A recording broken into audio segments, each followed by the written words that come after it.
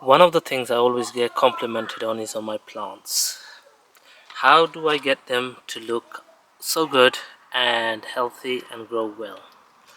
So here we got some size reference, these items here.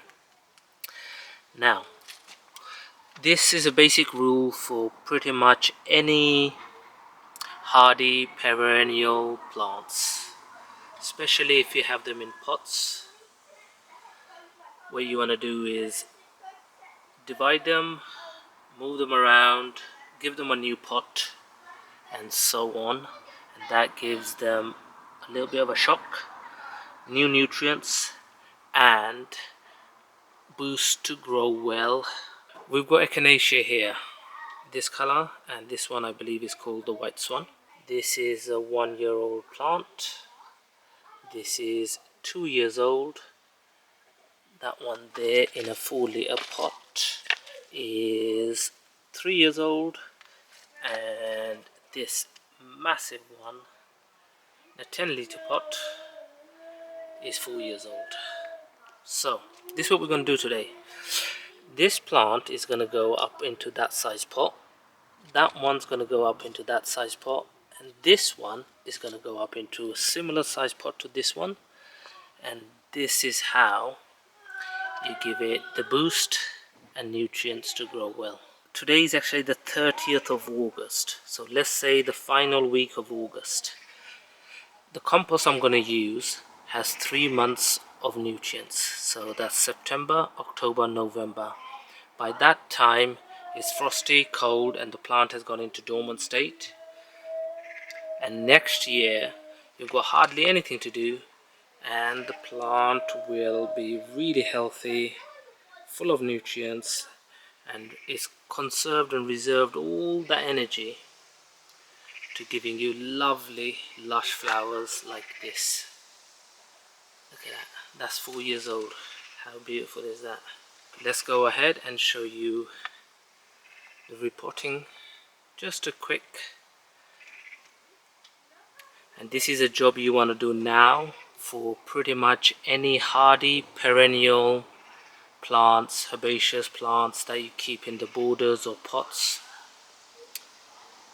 The two smallest ones, 1 year old and 2 years old. So this one is called a 6 centimeter pot, this one's called a 10 centimeter pot, and I've got here a couple I've done already. These are 4-liter pots. So good quality compost, always go for, you can get 3-4 months feed compost.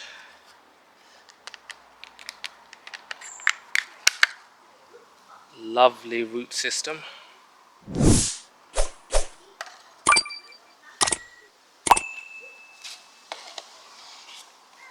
These are not root bound, so there's no need to loosen anything. It just be gentle and fragile.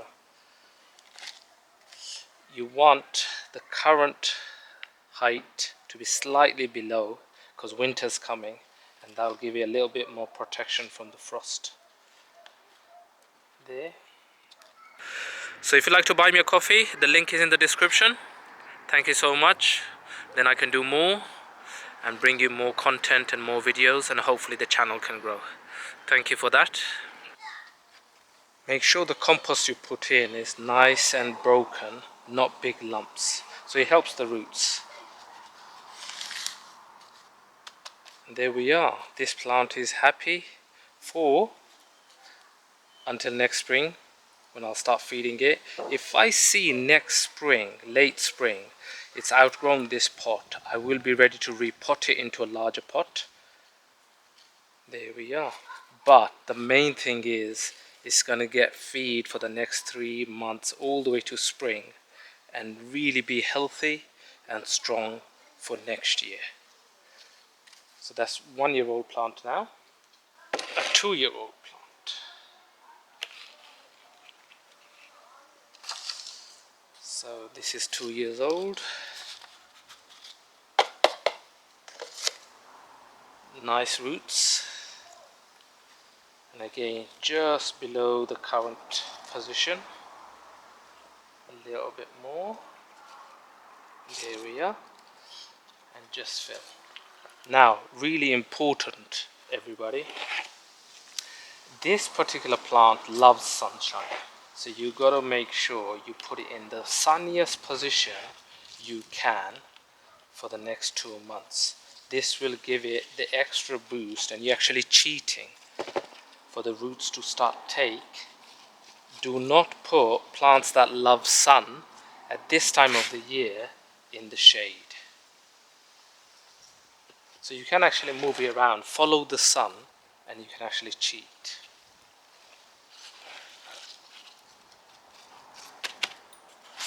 There we are. So that's 2 years old, and that's 1 year old.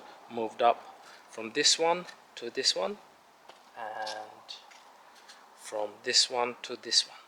Alright, hopefully this helps you. Thank you so much for watching. Remember to like and subscribe.